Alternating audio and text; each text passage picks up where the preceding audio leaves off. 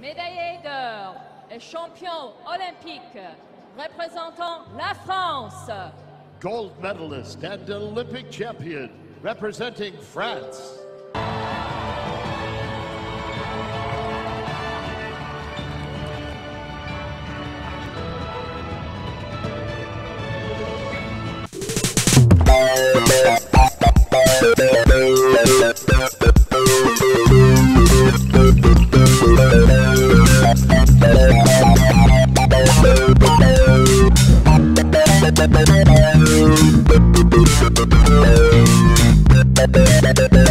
Salut les petits tourteaux.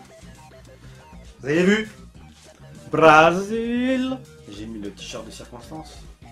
Donc ça fait 2 ans que je le mets parce qu'il y avait la Coupe du Monde en 2014 et là il y a les JO, donc je le mets tous les jours presque. Voilà, pour être sûr que je suis tout le temps in the move. Dernière médaille d'or, c'est cool. On finit en beauté les JO. Bon, moi j'aime un peu le sport vite fait, donc je suis content. Regardez, regardez. Mon palmarès d'ancien sportif. Eh, démarre. Eh, la classe. Ouais. J'en profite parce qu'on est chez maman pour me la raconter un petit peu. J'étais un petit peu sportif dans ma jeunesse. J'avais un petit peu lâché prise concernant les vidéos, surtout qu'en plus, comme vous avez pu le constater, j'avais une connexion de merde. Donc je vais me reconcentrer un peu plus sur mes vidéos d'ici 4-5 jours. Bien que j'ai encore quelques potes à voir que j'ai toujours pas vu, ils vont me latter la tronche si je vais pas passer faire coucou avant que je rentre à la maison. Je voulais, avant de commencer le thème de ma vidéo de ce soir, quand même vous préciser que ma connexion internet, j'ai vaguement résolu le problème. C'est pas grâce au FAI, loin de là. En fait, j'ai réfléchi parce qu'en fait, le FAI, je vous ai pas dit hier, mais je l'avais déjà appelé. Ils m'ont dit ouais, mais non, ça marche, machin, ceci, cela. Enfin, n'empêche que j'avais des stats de merde que je trouve moi totalement illogique. Mais bon, peu importe. Donc, il se trouve que j'ai mené mon investigation moi-même tout seul comme un grand. J'ai trouvé un condensateur qui se trouvait sur la prise téléphonique du haut, enfin donc parce qu'il y a plusieurs pièces dans la maison. Donc je l'ai viré. Je voulais vous montrer cet appendice. Là, cet appendice qui foutait donc la merde, mais ma mère l'a acheté. Du coup, je vais peut-être quand même être présent d'ici pendant ces 2 semaines-là. Je vous avais dit que je serais pas présent jusqu'à nouvel ordre. Et ben, du coup, coup de bol pour ceux qui me suivent. Coup de bol, vous avez de la chance. Putain, vous aurez des vidéos en plus pour le mois d'août. Alors que vraiment, dans ma tête, c'était à la rentrée, quoi. Donc la thématique de ce soir, c'est ça. Donc il se trouve qu'ici, chez ma maman, j'ai pléthore de geekeries, hein, c'est un peu ici mon entrepôt. Donc j'avais à cœur de vous présenter toutes mes consoles rares. Voilà. Et il se trouve qu'elles sont toutes ici quasiment, sauf une ou deux encore à la maison, mais voilà. Parce que oui, effectivement j'ai une Mega Drive un peu particulière qui est restée à la maison, mais je la kiffe trop et j'y joue. Donc je l'ai laissée là-bas. Donc là, c'est toutes des consoles, il n'y a pas grand chose à vous présenter parce que soit j'ai un jeu seulement, soit elles sont illisibles, soit j'ai pas le matériel qui va avec. À savoir que des fois j'ai des consoles américaines où j'ai des consoles tellement vieilles, il faut la vieille télé de l'époque où vous savez, vous allez chercher, déjà vous branchez sur le câble antenne, faut chercher à la molette quoi, faut chercher à la molette l'UHF quoi, le canal UHF. Donc ça, j'ai pas de télé comme ça. Donc celle-là, j'ai une console qui est comme ça, donc je peux pas vous la présenter. Enfin, la présenter avec les jeux. Pourtant, celle-là, j'avais des jeux, c'est con, mais bon, c'est comme ça. J'en ai une autre qui est NTC, pas le machin, mes couilles en ski, voilà. Du coup, c'est pareil, je peux. Mais bien que je viens de trouver, pas une télé NTC. Donc celle-là, je vais vous la montrer là, et je vous ferai une vidéo. Parce que j'ai trouvé une télé qui fait pas le 60. Et en fait, le NTC, le PAL 60, c'est enfin bref. Je vous épargne, pardon, les détails techniques, mais bon, grosso merdo. Il se trouve qu'en fait, faut savoir que j'ai fait le test. Je vous tais le nom de la console pour le moment, je vous la montrerai tout à l'heure. Elle était NTSC et il se trouve que j'ai branché sur la télé qui est là. Une télé improbable que mon père en son temps avait acheté une 60aine d'euros qui ressemblait à rien. J'ai testé cette console à la maison, enfin chez moi. Des potes m'ont prêté des télés improbables, des télés CRT, des machins. J'ai des adaptateurs NTSC, PAL, machin, tout ce que tu veux. J'ai tout essayé. Ça marche pas. Et là, de manière impromptue, je la branche, tac, tac, tac. Par contre, hélas, qu'est-ce qui s'est passé? J'avais oublié mon adaptateur 120-220, 110-220. J'en achète un à l'arrache, vite fait, il vient de Chine, je le branche, bim bam boum, il explose à la gueule. Par contre, avant qu'il explose, je vous jure, la console, elle a marché. Mais si ça n'a pas pété la carte mère, la ligne de la console, avec l'adaptateur que j'ai à la maison, ça va marcher.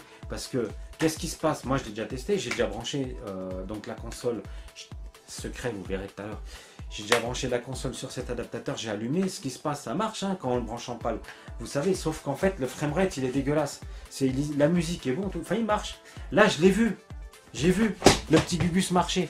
Donc, je sais, c'était fluide en 50, 25 FPS, je sais plus à l'époque, machin, tout ça. Bref, 50 FPS peut-être. Donc, cette console, vous allez la voir tout à l'heure. Et peut-être vous allez avoir une émission qui lui est dédiée totalement. Voilà.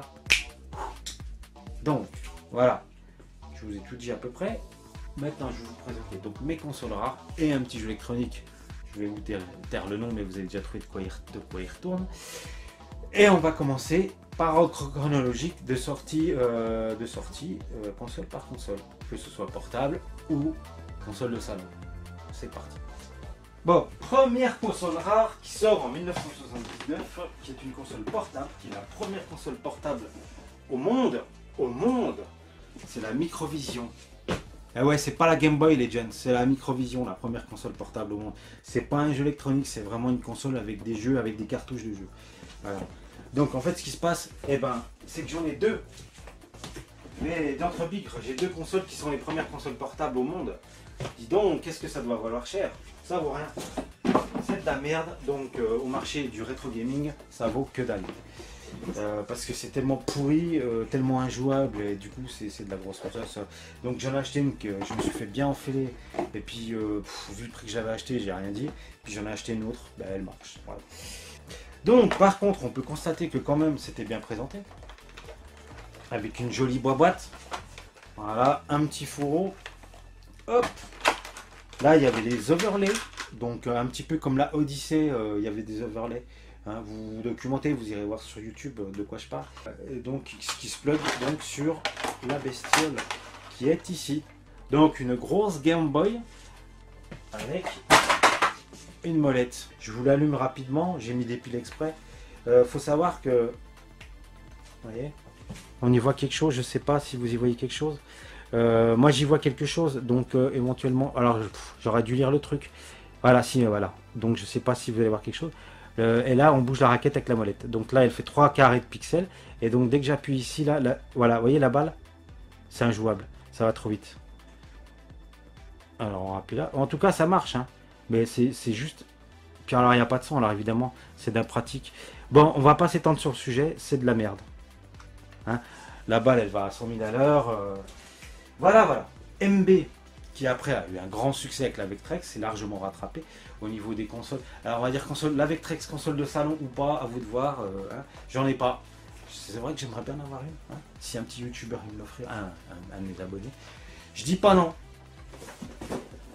Console suivante, toujours en 1979. Il s'agit de la Odyssey 2 de Maniavox. Eh oui, c'est pas la une parce que la une est hors de prix. Et à mon avis, on en trouve qu'aux États-Unis. À part quelques collectionneurs, peut-être européens, mais eux, ils risquent même pas de la vendre au prix américain, mais encore bien plus cher. Donc ça, c'est la 2. Alors bon, elle vaut rien aussi. En plus, faut savoir que là, ça, c'est sa version américaine. Donc ils sont en 79, mais je crois qu'ils ont donné la licence pour l'Europe. Et il y en a, ça a été produit en Europe par Philips, Schneider et tout un paquet de gens sous le nom de Vidéopack. Voilà. Et vous allez voir sur eBay des vidéopacks, il y en a encore plein de l'ordre de 80 €. Voilà, je vais vous montrer, elle est intestable hélas, donc je ne pourrais même pas l'allumer. Alors pourquoi intestable? Bah justement, je vous explique, il faut ces fameux téléviseurs à la con avec la molette, machin, tout ça, j'en ai pas. Voilà, je vais quand même vous ouvrir la boîte rapidement. Donc c'est parti mon kiki, on ouvre la boîte. Voilà, donc on y trouve, ça c'est des jeux, je vois pas ce que c'est. Des jeux, vous voyez un jeu de foot, alors vous voyez la gueule des trucs. Hein. Ah j'ai de l'ombre là, zut. Donc ouais vraiment, ça a vieilli quoi. Hein. Ça a vieilli, ça a... Alors c'est dommage hein, parce que j'en ai plein de jeux, je vais en avoir 8. Voilà, en fait c'était un ordinateur hein, quelque part avec un clavier et tout. C'était plus qu'une console, hein, allez savoir. Sauf qu'on pourra jamais le tester. Si un jour je trouverai bien un téléviseur qui va bien. Voilà, et puis là-dessous, j'ai pas envie de tout déballer. Voilà, les manettes étaient. Alors voyez. Ça c'est la Switchbox que je vous disais là, pour brancher sur le câble antenne, il y avait un commutateur, enfin c'était un beau bordel, et les manettes ici. Voilà, vous voyez je l'ai même pas ouverte, parce que je sais que j'ai pas le téléviseur hein, tout simplement. Bon, vous me direz tout au long de ces différentes présentations de produits, si pour vous c'était vraiment si rare que ça. Je ne suis pas une encyclopédie du rétro gaming, il y a peut-être plus rare, peut-être plus introuvable, machin. Évidemment, il n'y a rien n'est introuvable ici.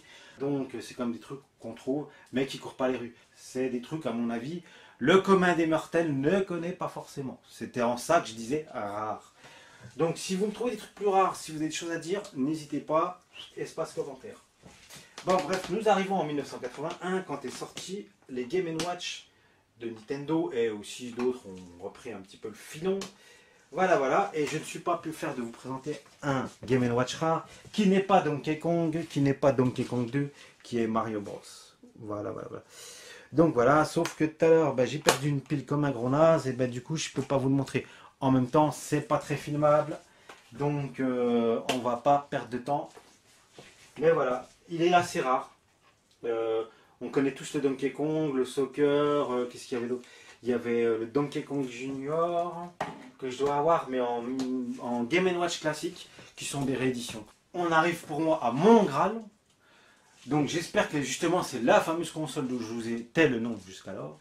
Et il s'agit de la Twin Famicom. Et pas de Nintendo, mais de Sharp. Voilà.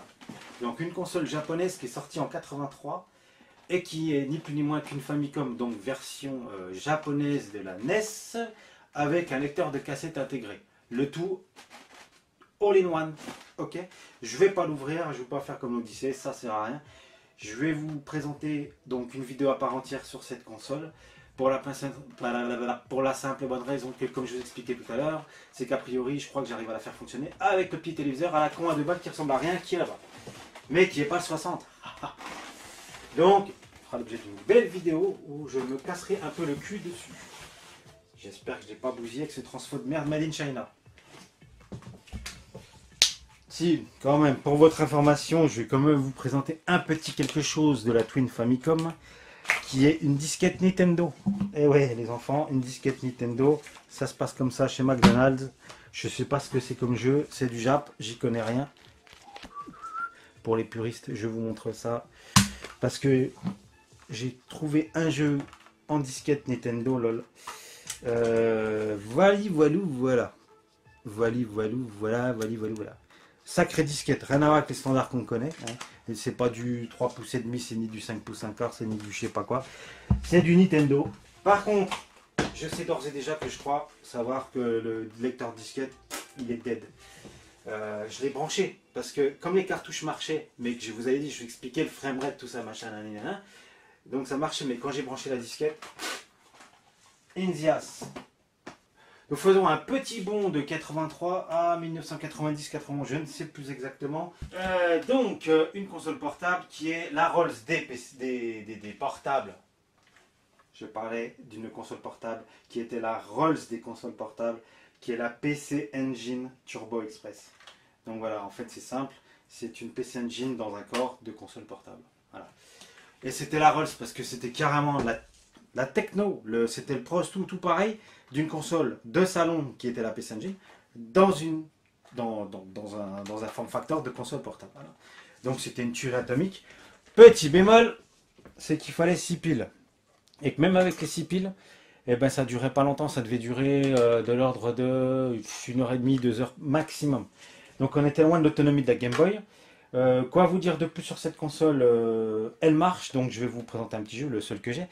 Une U-Card Street Fighter 2, une petite U-Card, je vous montre comment c'est. Ça se passe comme ça. C'était vachement sympa leur petit système là. Voilà, et il faut attendre le clic, sinon ça marche pas, vous pouvez pas l'allumer. Donc je ne vais pas l'allumer, de toute façon j'ai pas de pile. Mais on branchera avec le secteur. Donc c'est parti, pourquoi je pars la ranger? Je suis con, je vais vous l'allumer. Mais franchement elle est super épaisse et tout, j'arrive même pas à la cadrer correctement. Bon bref, trêve de plaisanterie, on allume le bazar. Hop. Par contre vous allez être étonné du rendu. Non, ça ne marche plus. J'ai peut-être mis la U-Card à l'envers, j'ai mis la U-Card à l'envers, mais quel con. J'espère que ça va pas l'abîmer, mais quel con. Henri mince. Oh, biatch. Ah non, hein.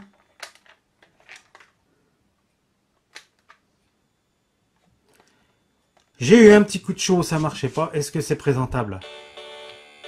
En tout cas, moi je vois super bien, mais filmé, je sais pas. Donc Street Fighter 2, Championship Edition. Enfin voilà, c'est la PC Engine quoi. Voilà, je veux pas, et puis je suis nul, et puis j'arriverai pas à jouer franchement. C'est la galère. Voilà, mais c'était une fracasserie. Faut le savoir, c'est une tuerie. On avait une console en 91, 16 bits dans la poche. Bon, avec 6 piles, ok, mais voilà. Ça, c'était une tuerie atomique. Faut savoir que on a réussi à refaire ça au niveau portable. En fait, j'aurais tendance à dire Game Boy Advance en 2001. Voilà. Et encore avec un éclairage plus pourri. Parce il faudra attendre la Game Boy Advance.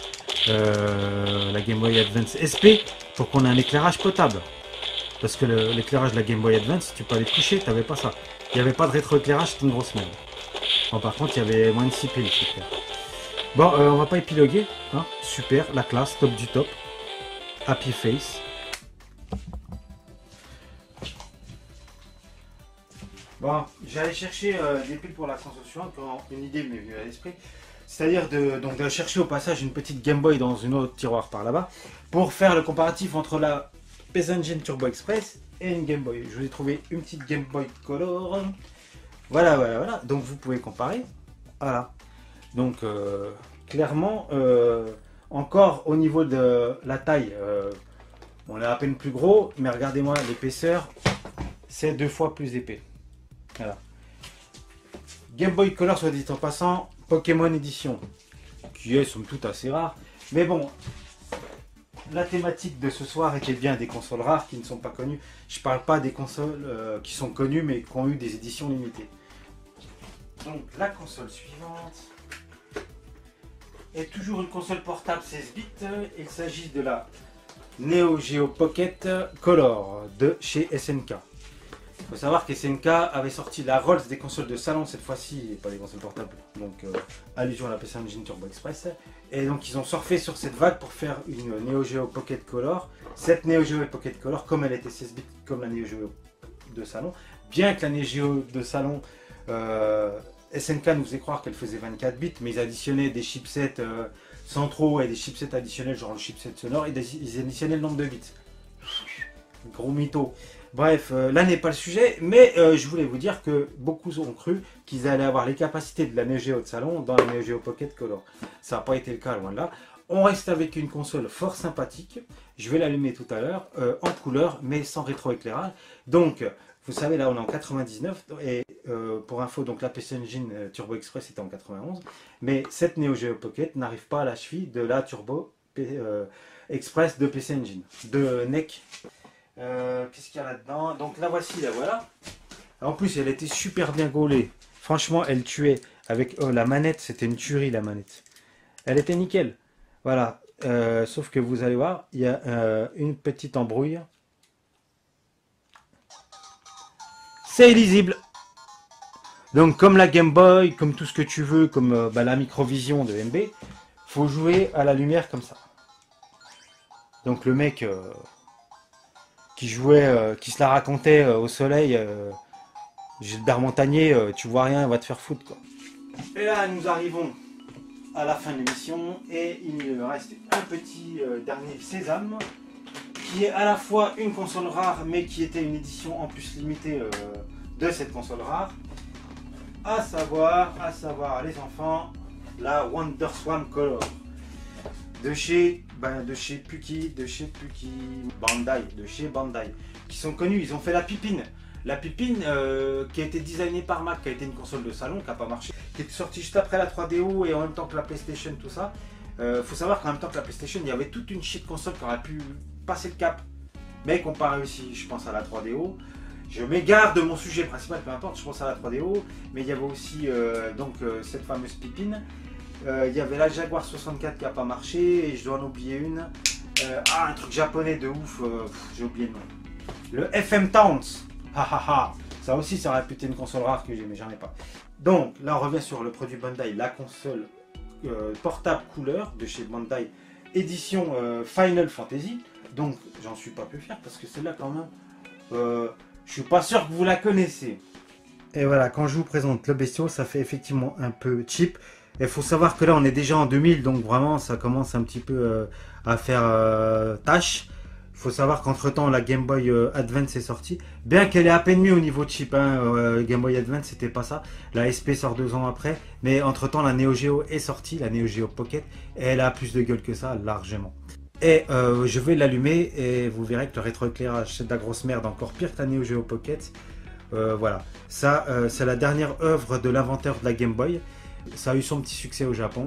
Pour y voir quelque chose, le mec qui allait au soleil, Stevie Wonder, Gilbert Montagnier, c'est pas vrai, tu voyais rien. Donc autant jouer, toujours pareil, comme ça, bien à la lumière. Et encore, celle-là, c'était pas gagné-gagné. Bon, pour la WonderSwan, je vous ai trouvé un petit jeu One Piece. Tout ce qui est manga, tout ça, j'y connais que dalle. Je sais que One Piece, tout le monde kiffe, mais j'y connais rien. Et je vais vous allumer la WonderSwan Color, évidemment. Voilà. Ah, le problème, c'est qu'on voit rien. Vous voyez, c'est qu'on voit rien. Et alors, il y avait un bois là. Il fallait super bien réguler le... Ouais, c'était la galère quand même. On voit que là. Vous y voyez quelque chose? Alors, en fait, si. Hein. Là, je vais y voir quelque chose en étant comme ça. Mais alors, pile poil incliné comme ça. Parce qu'il fallait vraiment l'incliner dans un sens. Autant la Neo Geo Pocket, quand je joue là éclairé, ça va. Là, il faut que je sois incliné comme ça, pas bouger d'un iota. Le son est quand même un chouïa moins bon. Regardez-moi, ces croix directionnelles, elles n'étaient pas terribles, faut dire la vérité. Vous êtes d'accord avec moi, vous en conviendrez. C'est pas des croix directionnelles. Bon, mes petits tourteaux, la vidéo touche à sa fin. Donc j'espère que la thématique de la vidéo de ce soir vous a plu. Donc je vous ferai encore une vidéo sur une collection de quelque chose de bien précis. Je vous embrasse bien fort. Donc une vidéo sous peu si la connexion reste décente. Sinon, tournage ici, upload à la maison. Bon, après... On est à la rentrée, j'aurai peut-être, donc comme étant, vous savez, j'ai percé le secret, une vidéo éventuellement, je ne sais pas si j'ai le temps, sur la Twin Famicom, si la télé marche. Salut les tourteaux!